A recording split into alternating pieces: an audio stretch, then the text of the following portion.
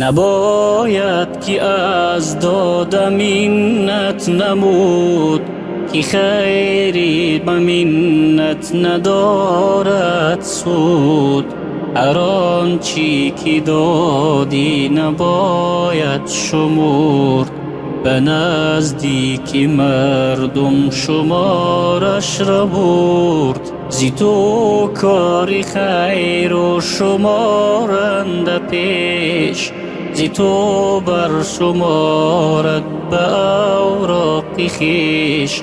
کنون قصه گویم برایت چنین، بکوش تا بگیری پند زین. با پرنده کوری بشکسته بال، عقاب بیاورد رزق حلال.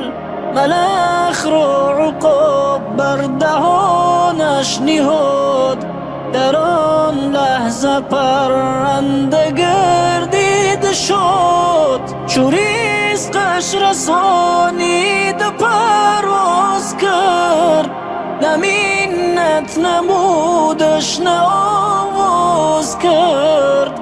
ولی آدمی برخلافش نمود، قضاوت نما خود که فرقش چی بود. کند خیر و احسان زی روی ریاح، نه آرد در آن روز خیرش زیاه.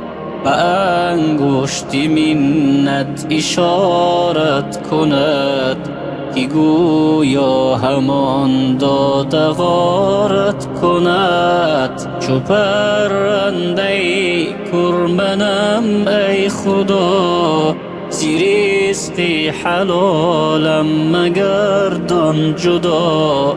زی دوستان بی منتم رزق ده، که منتگرا را ندیدن به. خدایا نما رزق ما را زیاد، و شکرانش را بیاور بیاد. سخیر و به اندیشه خود بیار، که او از ریاح زود نماید فرار.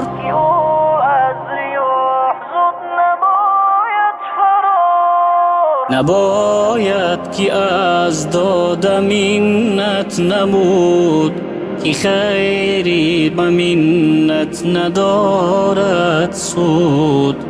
هر آنچه که دادی نباید شمرد، به نزدیک مردم شمارش را برد. زی تو کار خیر و شمارنده پیش، زی تو بر شمارد به اوراق خویش.